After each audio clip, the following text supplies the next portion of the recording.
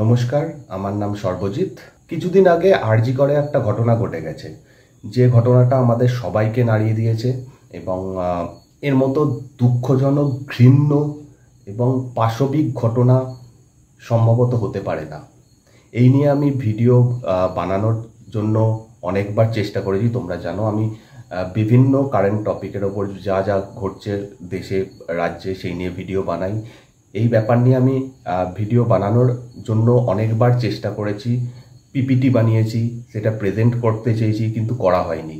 Rather বলতে পারো আমি করতে পারিনি, কারণ এই ঘটনাটার যে এফেক্ট বা এই পুরো ব্যাপারটা জানার পরে যেভাবে অত্যাচার করা হয়েছে, যে ঘটনাগুলো আমাদের সামনে এসছে, সেগুলো দেখার পরে কি বলবো, মুখ দিয়ে আমার কোনো শব্দ বেরোতে পারেনি বা আমি এই ভিডিওটা বানিয়ে উঠতে পারিনি।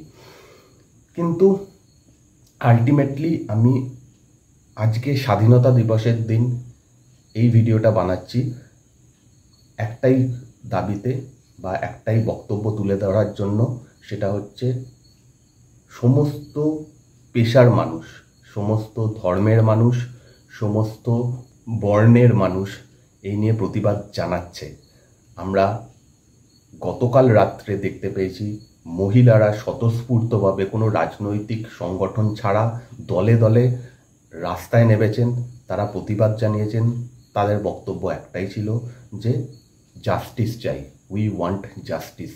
এবং অবশ্যই এটা আমারও দাবি, এবং এই রকম ঘটনা যাতে আর কারোর সাথে না ঘটতে পারে সেইটা আমাদের দেখতে হবে।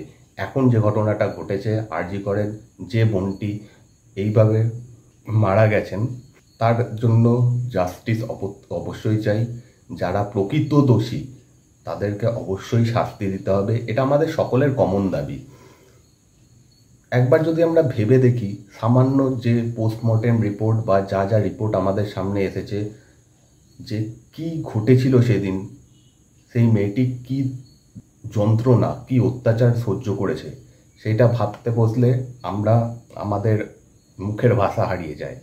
দুর্ভাগ্যবশত কোন সময় ঘটছে, যে সময় আমরা খুশির একটা মুহূর্ত কাটানোর প্ল্যান করছি, সেই সময় অর্থাৎ স্বাধীনতা দিবস। এই দিন আমাদের দেশ স্বাধীন হয়েছিল, তার কিছুদিন আগে এই ঘটনা।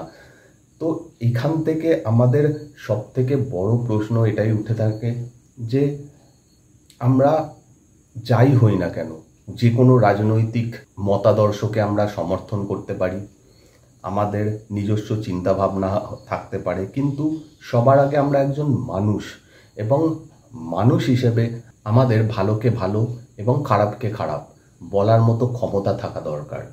আজকে স্বাধীনতা দিবসের দিনে এটা বলতে এবং এই ভিডিও বানাতে আমার কষ্ট লাগছে যে আমরা আমাদের দেশকে যারা স্বাধীনতা এনে দিয়েছেন তাদের আদর্শকে কতটা মানতে পেরেছি, আমরা কতটা মেনে চলি। এই জন্য কি তারা দেশের জন্য প্রাণ দিয়েছিলেন যে আমাদের দেশ একদিন স্বাধীন হবে? যেমন সমাজে খারাপ জিনিস থাকে, খারাপ মানুষ থাকে, তেমনিভাবে কিছু মানুষ থাকে তারা সেই খারাপটাকে পরিবর্তন করার চেষ্টা করেন। হয়তো সেই শুরুটা একজন দিয়ে হয়, তারপর সেই যে আন্দোলন সেটা বড় হয়। সেখানে আমরা রাজা রামমোহন রায়ের উদাহরণ দিতে পারি, সেখানে আমরা বিদ্যাসাগরের উদাহরণ দিতে পারি। প্রত্যেকটা ক্ষেত্রে তারা হয়তো শুরু করেছিলেন একজন হিসেবে, কিন্তু সেই প্রতিবাদ, সেই আন্দোলন এমন একটা জায়গায় গিয়ে পৌঁছেছে যে আমরা সমাজ থেকে বড় বড় কোনো কুসংস্কার, বড় বড় ভুল আমরা শোধরাতে পেরেছি। আশা করব যে এই ঘটনার যে প্রতিবাদ চলছে, আশা করব এই ঘটনার জন্য আমরা যেভাবে ব্যথিত হয়েছি এটা যেন আমাদের মনে সব সময় থাকে এবং আমরা একটা সঠিক পরিবর্তন আনতে পারি। এবং সময় হয়েছে যে আমরা সবাই সমবেতভাবে এই প্রতিবাদে সামিল হব। সেটা আমার মতাদর্শ, আদর্শ, রাজনৈতিক রং সব কিছু বাদ দিয়ে অবশ্যই আমরা চেষ্টা করব যে এই যে ঘটনা, এরকম ঘটনা আমরা যখন শুনতে পাই, এরকম ঘটনা যেন আর শুনতে না হয়, আর একজন এরকম কেউ প্রাণ না হারাক, আর একজন এরকম কষ্ট না পাক। এরকম কষ্ট যেন আমরা যেটা কল্পনাও করতে পারি না, সেটা যেন আর কারোর সঙ্গে না ঘটে।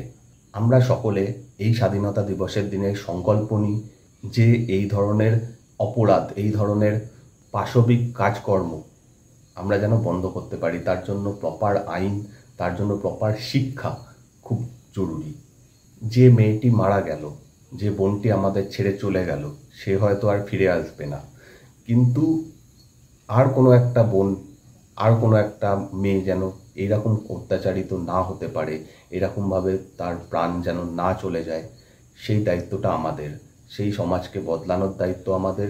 এবং সবথেকে বড় কথা, আমাদের দরকার শিক্ষার। সবার আমাদের শিক্ষার দরকার।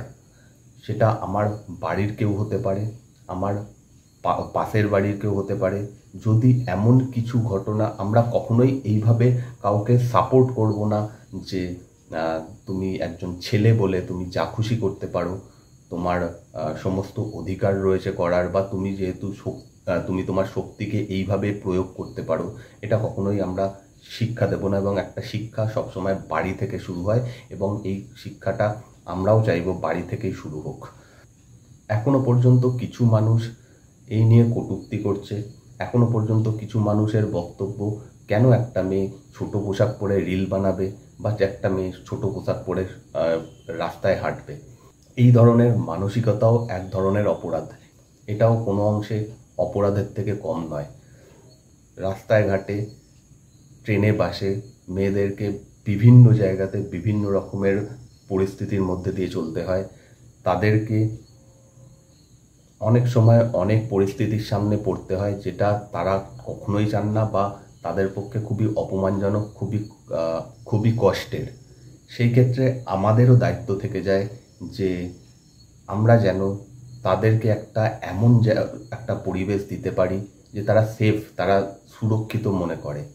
আমি হয়তো প্রশ্ন তোলার জন্য খুবই নগণ্য একজন ব্যক্তি, অর্থাৎ আমার হয়তো সেই নলেজ বা সেই জ্ঞান নেই। তা সত্ত্বেও এমন কিছু ঘটনা পরপর ঘটে গেছে যেগুলোতে সত্যি করে প্রশ্নচিহ্ন থেকে যায়। কেন এরকম ঘটলো? প্রথম থেকে কেন এই ঘটনাটাকে অন্য একটা রূপ দেওয়ার চেষ্টা হলো? যে ঘটনাটা ঘটে গেছে এটা অকল্পনীয়। এইরকম ঘটনা যেই ঘটিয়ে থাকুক, তাদেরকে সবার সামনে আনা হোক, এবং তাদেরকে প্রপার শাস্তির ব্যবস্থা করা হোক। রাজনৈতিক দলগুলোর প্রতি আমার বক্তব্য যে একে অপরকে দোষ দিয়ে কোনো লাভ হবে না। কোন রাজ্যে কি ঘটেছে, সেই রাজ্যের কোন গভর্নমেন্ট রয়েছে, কোন দল সেখানে শাসন করছে, এই দিয়ে আমাদের যে ভুলটা হয়েছে, আমাদের রাজ্যে যে ঘটনাটা ঘটেছে, সেটাকে আমরা পরিবর্তন করতে পারবো না, বা সেটার জাস্টিফিকেশন দিতে পারবো না। তো যারা এরকম বলছে তাদের কাছে অনুরোধ, প্লিজ অন্তত এই সময়, এই মুহূর্তে এইরকম কথাবার্তা না বলাই ভালো, রাজনীতির বাইরে গিয়ে বলা ভালো। আগে আমরা আমাদের ঘর বাঁচাই, আগে আমরা আমাদের মেয়েদের সুরক্ষিত করি, তারপর ভাববো যে বাকি কোথায় কি হয়েছে, সেটার কেন শাস্তি হয়নি, বা সেটাকে সেই সময় কি হয়েছে। অবশ্যই তার প্রতিবাদ দরকার, যে কোনো জায়গাতে যা হয়েছে সব কিছুরই কোনো ভুল হলেই তার প্রতিবাদ দরকার, কিন্তু সবার আগে আমার নিজের ঘরকে বাঁচানো দরকার।